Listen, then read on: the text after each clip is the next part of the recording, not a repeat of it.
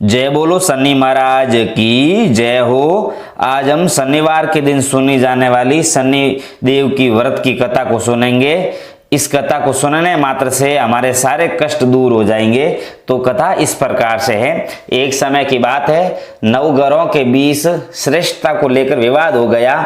सभी ग्रह देवराज इंद्र के पास पहुंचे कि ये आप फैसला करके बताएं कि हम 9 ग्रहों में कौन श्रेष्ठ हैं। देवराज इंद्र ने इस समस्या का समाधान करने के लिए सभी ग्रहों को राजा विक्रमादित्य के पास भेज दिया। यह कहकर कि पृथ्वी पर इस समय बहुत ही न्यायप्रिय राजा विक्रमादित्य उज्जैन में राज करते हैं, आप उनके पास ही ये प्रश्न लेकर जाइए। सभी ग्रह राजा विक्रमादित्य के पास पहुंचे कि ये बताएं कि हम सभी ग्रहों में कौन श्रेष्ठ हैं। ग्रहों के इस प्रश्न को सुनकर राजा विक्रमादित्य सोच में पड़ गए, क्योंकि किसी को भी छोटा बताए तो वो नाराज हो जाएंगे। राजा ने प्रश्न का उत्तर देने के लिए एक युक्ति निकाली। राजा विक्रमादित्य ने 9 धातुओं के 9 अलग अलग सिंहासन बनाए, सभी ग्रहों को इन पर बैठने के लिए कहा और साथ ही यह भी बताया कि जो अंत में बैठेगा वह सबसे छोटा होगा। सबसे अंत में लोहे का सिंहासन होने के कारण शनिदेव सबसे अंत में बैठ पाई। शनिदेव को लगा कि राजा विक्रमादित्य ने उनके साथ चल किया है, वह क्रोधित हो गए। राजा विक्रमादित्य की 7.5 आई तो एक दिन शनि महाराज घोड़े के व्यापारी बनकर विक्रमादित्य के पास आए। राजा विक्रमादित्य ने एक घोड़ा पसंद किया और उस पर सवार हो गए। यहीं पर विक्रमादित्य शनि के फेर में फंस गए। घोड़ा राजा विक्रमादित्य को घने जंगल में ले जाकर गायब हो गया। राजा विक्रमादित्य भटकते हुए एक नगर में पहुंचे। वहां एक सेठ की दुकान पर राजा ने जल पिया और विश्राम करने लगे। संयोगवश उस दिन सेठ की अच्छी कमाई हुई। सेठ को लगा कि यह व्यक्ति उसके लिए भाग्यशाली है और उस पर दया करके अपने साथ घर ले गए। जब सेठानी भोजन लगा रही थी तब अचानक राजा ने देखा कि सामने की दीवार पर खूंटी में हार लटका रहा है, जिसे दीवार निगलती जा रही है। सेठ को लगा कि खूंटी पर लटकता हार इसे अपरिचित ने चुराया है, तो उससे हार के बारे में पूछने लगा। राजा विक्रमादित्य ने अपनी असली परिचय छुपा लिया था और खुद को विका नाम का उज्जैन निवासी बताया था। इसलिए सेठ को जब विका ने बताया कि हार दीवार निगल गया है तो उसे यकीन नहीं हुआ कि उसने राजा से हार चोरी की शिकायत कर दी।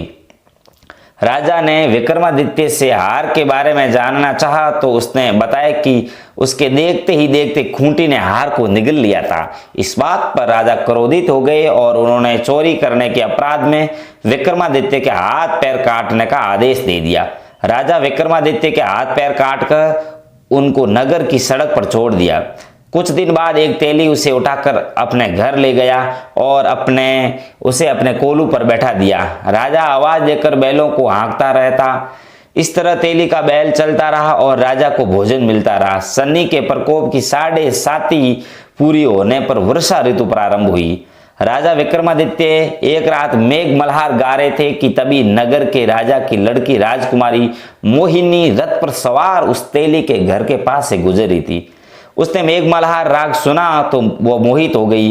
राजकुमारी ने दासी को भेजकर गाने वाले को बुला लाने के लिए कहा। दासी ने लौटकर राजकुमारी को अपंग राजा के बारे में सब कुछ विस्तार से बता दिया। राजकुमारी अफाइज राजा से इस तरह प्रभावित हुई कि उसने मन ही मन ये निश्चित कर लिया कि वह अफाइज राजा से ही विवाह करेगी। राजकुमारी ने अपने माता पिता से जब ये बात बताई तो वे सभी ये बात जानकर हैरान रह गए। रानी ने मोहिनी को समझाया, बेटी तुम्हारे भाग्य में तो किसी राजा की रानी होना लिखा है, ऐसे में तुम उस अफाइज से विवाह करके अपने पांव पर कुल्हाड़ी क्यों मार रही है। राजकुमारी तो मन में ठान चुकी थी, अपनी जिद नहीं छोड़ी। अपनी जिद पूरी कराने के लिए उसने भोजन करना छोड़ दिया और प्राण त्याग देने का निश्चित कर लिया। आखिर राजा रानी को विवश होकर अपंग विक्रमादित्य से राजकुमारी का विवाह करवाना पड़ा। विवाह के बाद राजा विक्रमादित्य और राजकुमारी तेली के घर में रहने लगी। उसी रात स्वप्न में शनिदेव ने राजा से कहा, राजा तुमने मेरा प्रकोप देख लिया, मैंने तुम्हें अपने अपमान का दंड दिया है। राजा ने शनिदेव से क्षमा करने को कहा और प्रार्थना की, हे शनिदेव, आपने जितना दुख मुझे दिया है अन्य किसी को न देना। शनि ने कुछ सोचकर कहा, राजा, मैं तुम्हारी प्रार्थना स्वीकार करता हूँ। जो कोई स्त्री पुरुष मेरी पूजा करेगा, शनिवार को व्रत करके मेरी व्रत कथा सुनेगा, उस पर हमेशा मेरी अनुकंपा बनी रहेगी। प्रातः काल राजा विक्रमादित्य की नींद खुली तो अपने हाथ पांव देखकर राजा को बहुत खुशी हुई। उसने मन ही मन शनिदेव को प्रणाम किया। राजकुमारी भी राजा के हाथ पैर सही सलामत देखकर आश्चर्य में डूब गई। तब राजा विक्रमादित्य ने अपना परिचय देते हुए शनिदेव के प्रकोप की सारी कहानी सुनाई। सेठ को जब इस बात का पता चला तो दौड़ता हुआ तेली के घर पहुंचा और राजा के चरणों में गिरकर क्षमा याचना मांगने लगा। राजा ने उसे क्षमा कर दिया क्योंकि यह सब तो शनिदेव के प्रकोप के कारण हुआ था। सेठ राजा को अपने घर ले गया और उसे भोजन कराया। भोजन करते वहां एक आश्चर्यजनक घटना और घटी। सबके देखते देखते उस खूंटी ने हार उगल दिया जो पहले निगला था। सेठ जी ने अपनी बेटी का विवाह भी राजा के साथ कर दिया और बहुत से स्वर्ण आभूषण धन आदि देकर राजा को विदा किया।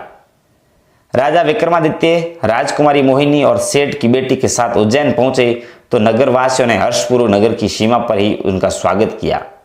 अगले दिन राजा विक्रमादित्य ने पूरे राज्य में घोषणा करवाई कि शनिदेव सभी ग्रहों में श्रेष्ठ हैं, सबसे ज्येष्ठ है। सभी नगरवासी शनिदेव का व्रत करें और शनिदेव को शनि की पूजा करें और एवं शनिवार को शनिदेव का व्रत की कथा सुने। राजा विक्रमादित्य की घोषणा से शनिदेव बहुत प्रसन्न हुए। शनिवार का व्रत करने और व्रत कथा सुनने के कारण सभी लोगों की मनोकामनाएं पूरी होने लगी। बोलो जय शनि महाराज की जय हो, शनि महाराज की जय हो। आप सब लोगों ने शनिवार की कथा सुनी। हमें विश्वास है इस कथा सुनने मात्र से हमारे सारे कष्ट दूर हो जाएंगे।